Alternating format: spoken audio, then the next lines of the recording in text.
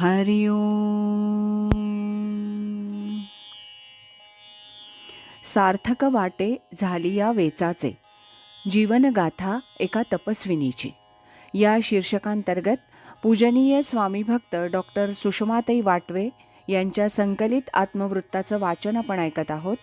आज ऐकूया यातील प्रकरण 5, सद्गुरू कृपेचा परिसस्पर्श, याचा भाग 30. ध्यान मंदिरात माझी राहण्याची व्यवस्था झाली होती, तरी मी मनात अस्वस्थ होते. मी स्वामीजींना म्हटलं, मी इथं राहत असले तरी ही मंडळाची जागा आहे. आमचा बंगला विकून माझ्यासाठी 1-2 खोल्या घेईपर्यंत एक भाड्याची खोली बघावी. तिथं माझं सर्व सामान राहील आणि मला जेव्हा वाटेल तेव्हा मी तिथं जाऊन राहू शकेन, बसू शकेन. मी 2-4 वेळेला असं म्हटल्यावर स्वामीजी म्हणाले, ठीक आहे, तशी जागा बघा. त्याप्रमाणे मी जागा बघितली. स्वामीजी, सरलाताई आणि मी जाऊन त्या जागेच्या मालकिणीला भेटलो. त्या स्वामीजींकडे येणाऱ्या माझ्या प्रवचनाच्या श्रोत्याच होत्या. मी त्यांच्या जागेत राहणार म्हटल्यावर त्यांना आनंद झाला. स्वामीजींनी त्यांना बजावून सांगितलं, सुषमाताई स्वतः ही जागा सोडून जाईपर्यंत तुम्ही त्यांना जा म्हणायचं नाही. त्याप्रमाणे मी त्या 2 खोल्यात माझं सामान हलवलं. तिथं माझी साधना, पूजा अर्चा, राहणं, भोजन सर्व व्यवस्थित जमलं. मला एकटं राहायची सवय होतीच, पण माझं तिथं राहणं स्वामीजींना मान्य नव्हतं, कारण ध्यान मंदिराच्या जागेत कुणीतरी राहून तिथली व्यवस्था पाहणं आवश्यक होतं. लवकरच स्वामीजी, सरलाताई आणि आजींसह ध्यान मंदिराच्या समोरच्या ब्लॉकमध्ये राहायला आले आणि त्यांनी मला ध्यान मंदिरात राहण्यास सांगितलं. तरी भाड्याच्या खोल्या मी पुढे 1996पर्यंत माझ्या नावेच ठेवल्या होत्या. 1986मध्ये एक ब्लॉक माझ्यासाठी मी खरेदी केला होता, तरी भाड्याची जागा तशीच ठेवली होती. तिथं साधक भगिनी राहत असत. स्वामीजींच्या पश्चात मात्र मला माझी इच्छा नसताना त्या खोल्या सोडाव्या लागल्या. 1986 श्री लक्ष्मी गुरुकृपा 1020 सदाशिव पेठ इथला ब्लॉक आम्ही बघायला गेलो. स्वामीजींना तो पसंत पडला. शहराच्या मध्यवर्ती पहिल्या मजल्यावरची जागा, 2 मोठ्या खोल्या, वातावरण वाड्यासारखं. तसा ब्लॉक स्वतंत्र पण शेजाऱ्यांची सोबत होती. ब्लॉकला लागून एक हॉस्पिटल होतं. आम्हाला ब्लॉक आवडला. किमतीचं ठरत नव्हतं. एजंट काहीतरी गडबड करीत होते, म्हणून आम्ही काही दिवस स्वस्थ बसायचं ठरवलं. एक दिवस त्या ब्लॉकचे मालक आमच्याकडे येऊन म्हणाले, आम्हाला तो ब्लॉक तुम्हालाच विकायचा आहे. 10,000 रुपये कमी दिलेत तरी चालेल. त्याप्रमाणे ठरलं. पैसे घेऊन ब्लॉक ताब्यात घेताना त्या लोकांची काही अडचण आली. दुसरा ब्लॉक घेताना त्यांना पैसे कमी पडत होते, म्हणून त्यांनी त्यांचे दागिने, काही फर्निचर, TV माझ्याकडे ठेवून काही पैसे मागितले. ते मी त्यांना दिले. काही महिने तसेच गेले. मी स्वामीजींना म्हटलं, त्यांना पैसे देणं शक्य नसलं तर राहू देत.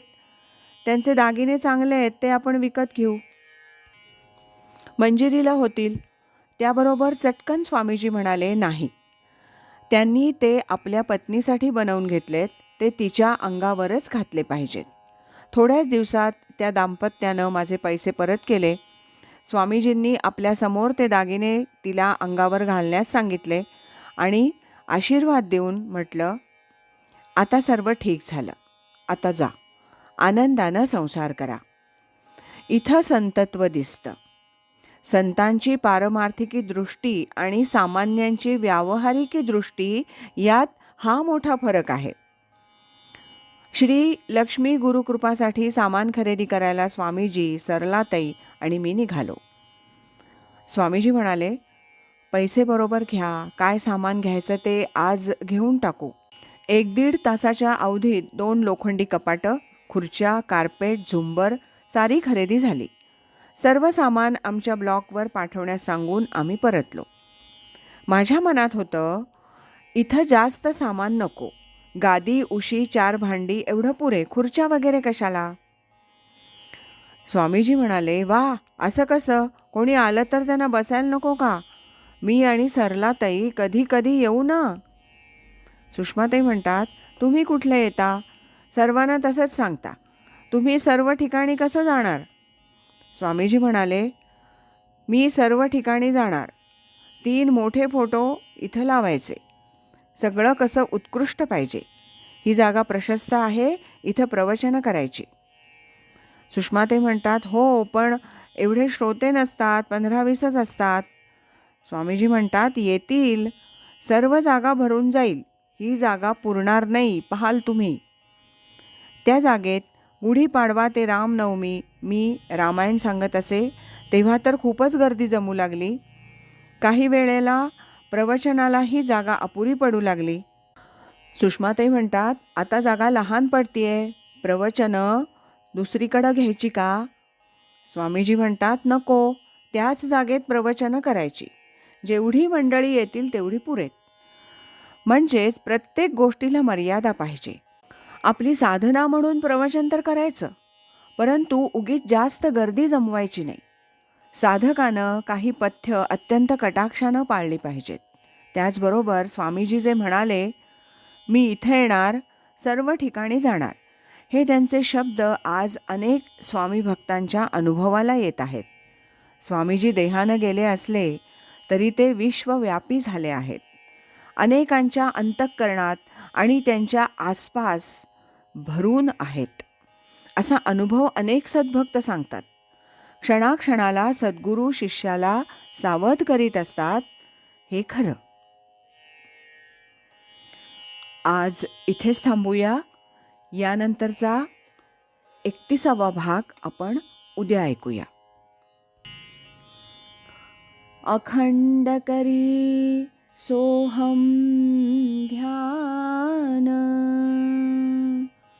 कृतार्थ जीवन होय त्याचे. हरि ओम तत्सत.